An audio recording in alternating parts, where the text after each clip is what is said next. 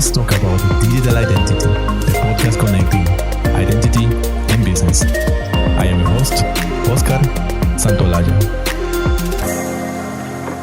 Hello, and today our guest, a very special guest, is Aaron Painter, and he is the CEO of NameTag, the company who invented signing with ID as a more secure alternative to passwords. He is the former vice president and general manager of Microsoft China, Hong Kong, and Brazil, as well as best-selling author of Loyal, where he describes his key to leadership, fostering a culture of listening. Hello, Aaron. Hello, Oscar. Welcome. It's a pleasure talking with you. Thank you. It's an honor to be here. I love the show. I learn so much from each episode, so it's really a privilege to be on. Fantastic. Definitely super interesting. The conversation we're going to have actually about topic we have not talked before in this show is metaverse. So let's get started. Let's talk about digital identity. And of course, we first want to hear about our guests. So what was your journey to come to this world of the identity?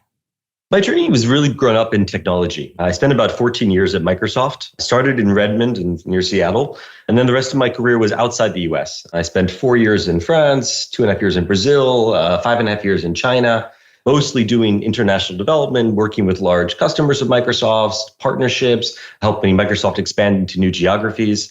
I loved it. I got to experience so many different people and cultures around the world. I left and then went to run a cloud computing consultancy firm based in the UK called CloudReach for a couple of years. And I left in December of 2019, just before the pandemic. That's where it all started. Since when you started in identity, already in your works in Microsoft, you start immersing yourself in this world identity, or came much more recently? Identity came to me much more recently. It was because so many customers that I was working with at Microsoft and later at CloudReach were fascinated with security. Increasingly, everyone had a question of how do I help protect my infrastructure? How do I make sure I'm speaking to the right customers, that I'm speaking to the right employees, that I'm hiring people, and the people that I hire are the ones accessing the network and accessing my services. But for me, the real start of it was much more personal.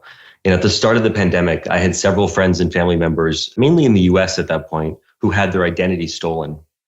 And I tried to help them recover. I said, all right, let's do this together. Let's call customer support. Let's try and have some conversations and figure out how we can get things back on track for you.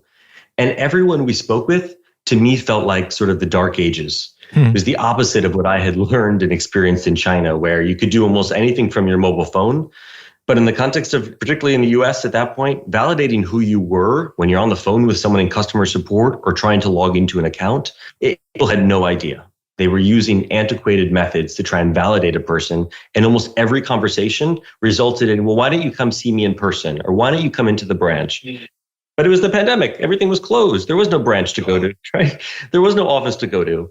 And that's when I realized that this problem of identity was paramount in what we're trying to solve in the world of cybersecurity.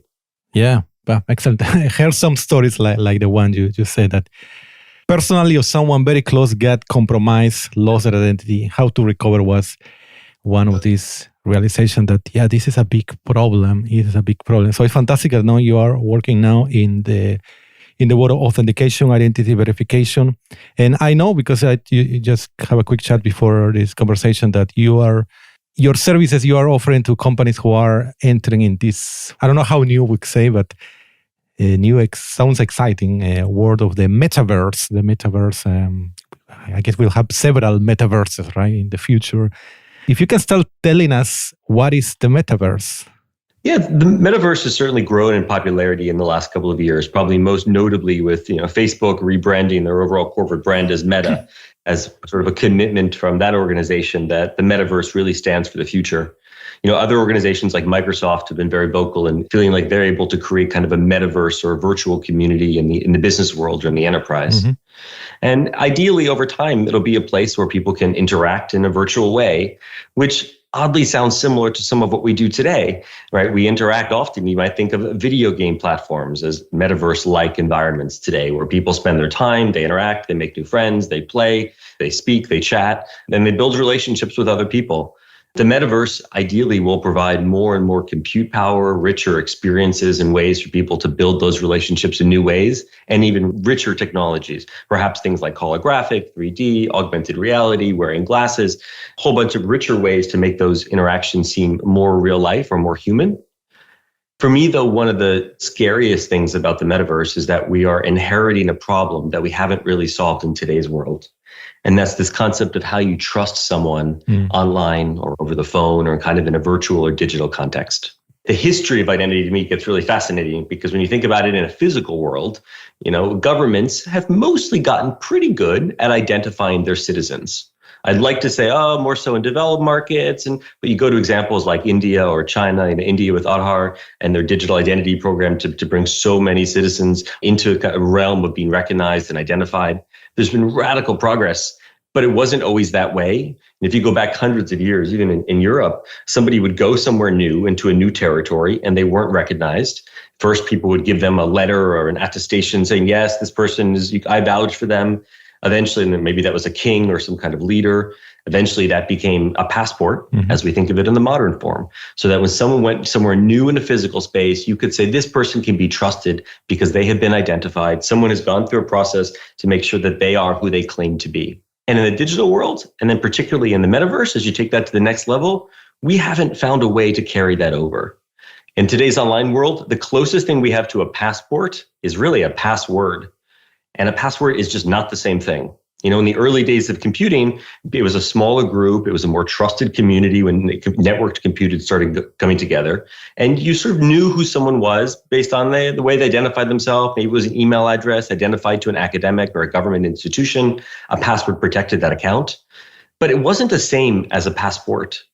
And as the ecosystem of the online world has gotten so big and encompasses so many people now, I would argue we have not, as a society or as an industry, come up with a solution yet that allows someone to be recognized and to keep their account protected. When you take that into the metaverse, it gets even worse. Yeah, indeed, it's a problem that, your company, my company, many people are working on that. It's a problem still being solved, as you said. And how do you envision when people are already on the metaverse? So what would be, I don't know if the ideal or how do you think? But today there's already some metaverse, right? But it's based mostly on Discord account or whatever we have today, right? How do you think it's going to be when this metaverse become more popular and more people inside? How do you envision? What I realized as I've dug so much into this space is that we often fall back on kind of the least secure method, particularly when things go wrong. So if you take a parallel world in Web3, separate from metaverse slightly, but you think of NFTs, for example. You go and buy an NFT because it's someone's digital work of art, which is a wonderful thing. And it's a great way to give creators the ability to express themselves through new means and to protect the ownership of what they create. But the creator in that sense is often identified by a Twitter handle. Right. So this person is selling me this NFT they created, and you might go look them up on Twitter and see if their handle is the same on Twitter as it is as how they identify themselves in their NFT. And if they have a profile and they posted some things, you say, oh, that must be the creator. And unfortunately, that doesn't work. The least common denominator in that case is Twitter. And as we know in recent discussions alone, we don't really know who people are on Twitter. Some celebrities or certain government officials might have a verified badge, and maybe we trust that. But the vast majority of folks on Twitter, we don't actually know who they are. Yet when you take that as the underlying framework of identifying someone and carry it into things like NFTs, the problem gets even more challenging. Yeah, absolutely. That illustrates what you say, that the problem from the Web2 is coming to the metaverse. And what do you think could be a solution for that? Have you heard from standards that will, or the same standards that are now in the Web2 will come to the metaverse? What do you think is going to happen? Well, most of what we're seeing in the metaverse today is identifying people based on their crypto wallet, or wallet address. You can have as many wallets as you want. You can have them with different providers. Your wallet in a Web3 or crypto-based environment is often like an email address, meaning just like a Gmail account, you can go spin up a new one and be identified by that. That's how people typically identify themselves in this kind of Web3 environment. Other metaverse communities, depending on who's kind of running them, will default back on whatever their method of authentication is. So if you think of it in a Microsoft context, let's say it might be your Xbox gamer tag, and you take your Xbox gamer tag and carry that in, or your username or handle on Roblox, or similar on kind of a gaming platform. All these concepts are sort of pseudonyms, the ability to operate by a username of some kind that recognizes who you are. My premise, though, is that safe communities know their members. It's okay to operate by a pseudonym or to have an alias when you're in one of these environments, but I think that the platforms have a responsibility to know the authentic identity of the person behind it. Because when they do, it creates a deterrent for people to misbehave, to conduct themselves poorly, or frankly, to be able to disappear and come back under yet another account. Mm-hmm. I believe that platforms need to know the real identity of their users, a lot like, let's say you go to an event and you walk into the room and there's someone checking you before you walk in and they say, okay, can I see your government issued ID maybe? Can I see the invitation that you got? If so, they give you, coincidentally, a name tag that you might wear. And you walk into that room and then you know that the people in that room have all sort of been vetted and they are who they say they are and the name tag that they're wearing is accurate. Similarly, when you board an airplane, they don't ask you for your email address. They don't ask you for your wallet address from your crypto account. They ask you for a government issued ID. And with that, they allow you to come inside. And in theory, the area inside that airport is kind of a secure and a safe zone. In the digital world, it's the same thing. Platforms have a responsibility, in my opinion, to know the identity of the people that enter so that they can create a safe community where people can operate by pseudonyms or aliases or other things. Mm-hmm. So it's going to be, clearly, it's going to be the platforms, the one that run the metaverses. Big responsibility, as you are explaining pretty well, to have some sort of vetting or verification of the identity of people who are inside. And another thing is there will be several metaverses, right? I think you mentioned Microsoft as well, Facebook. There will be, let's say, Disney, the gaming company. So there will be ultimately several metaverses who are somehow, isolated. That's the same way Twitter is isolated from Facebook, for instance. And there might be, of course, a benefit that one person could go from one metaverse to another. So what do you think, how do you envision that will be possible that if I have one account in one metaverse, should I be able to come to the other one with my assets? And how do you think this could happen? Again, I think it's sort of a situation we haven't fully solved well in Web 2.0 or in the current environment. You can use your email address and go from place to place, and you might have a different username or an alias, let's say on Twitter versus Reddit versus, maybe even a dating platform.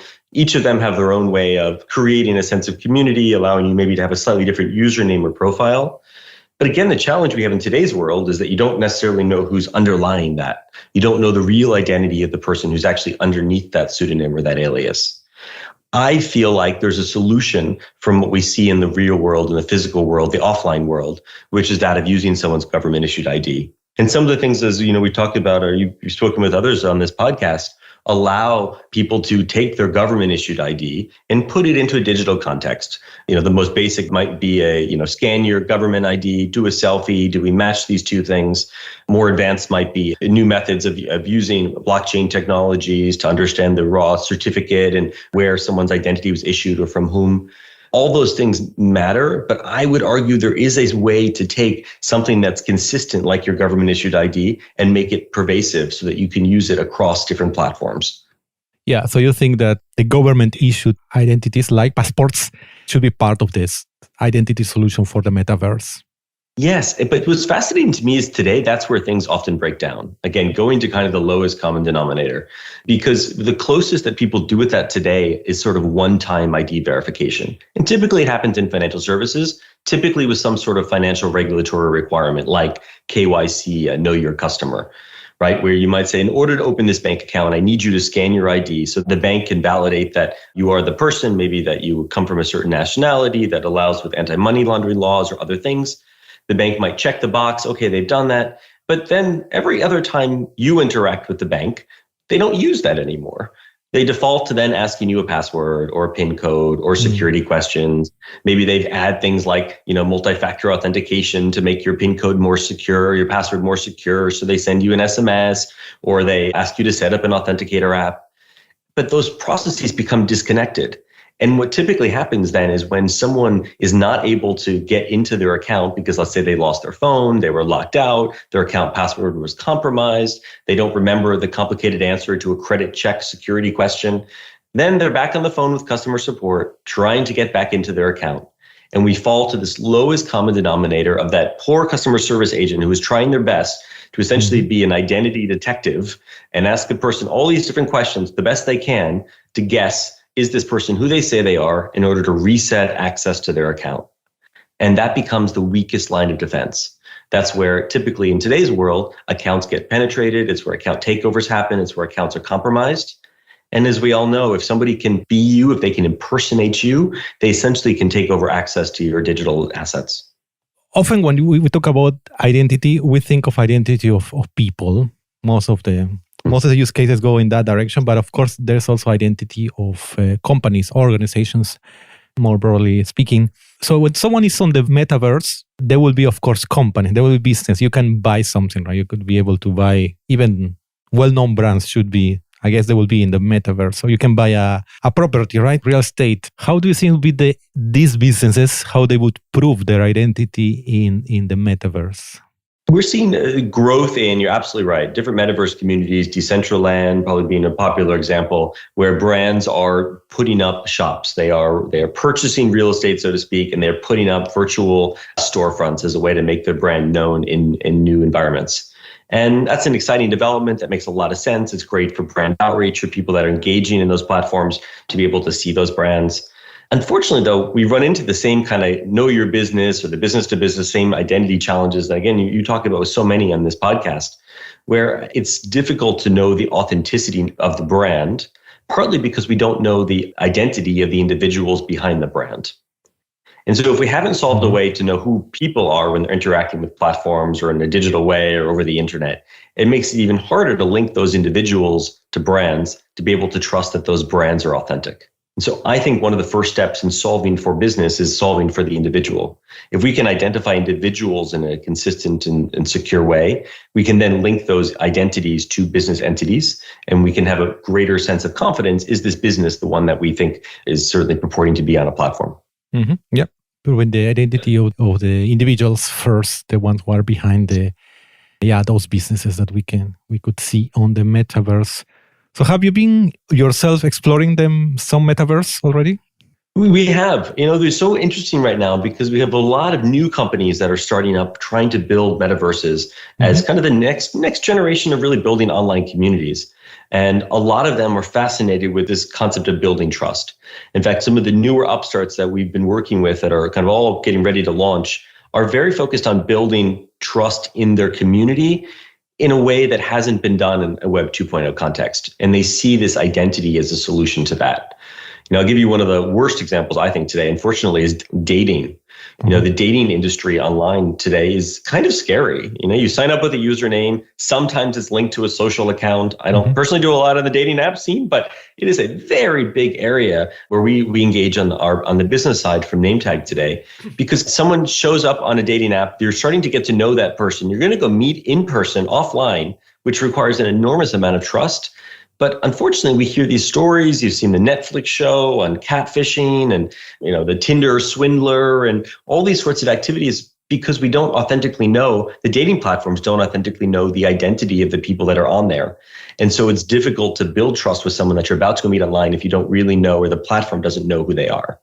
So in the metaverse, companies that are trying to think about building next generation experiences, I've either been kind of in two camps, I would say. One, they're extreme on anonymity. And unfortunately, their early environments have seen high cases of harassment and in many different forms and places where people don't feel comfortable or welcome.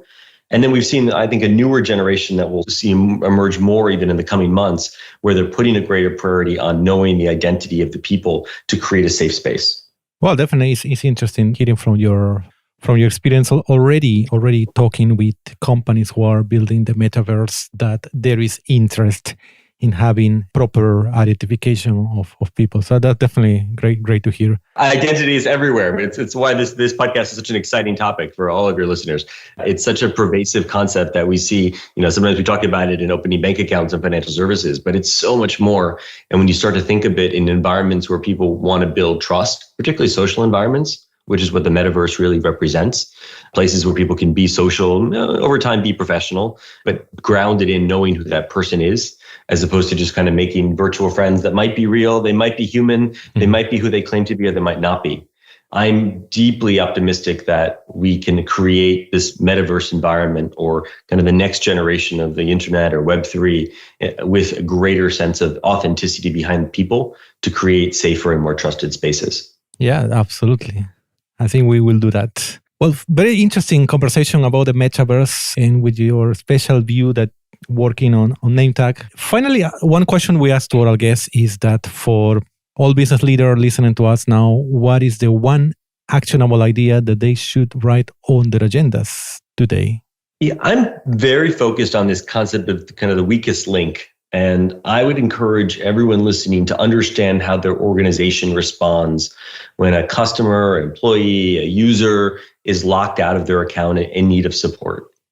All too often, the methods of getting them back in are the weakest link in their security posture. And I think we can improve that weakest link. We can make enormous strides in using identity to improve cybersecurity more broadly, both in the current Web 2.0 world and certainly as we move forward into the metaverse.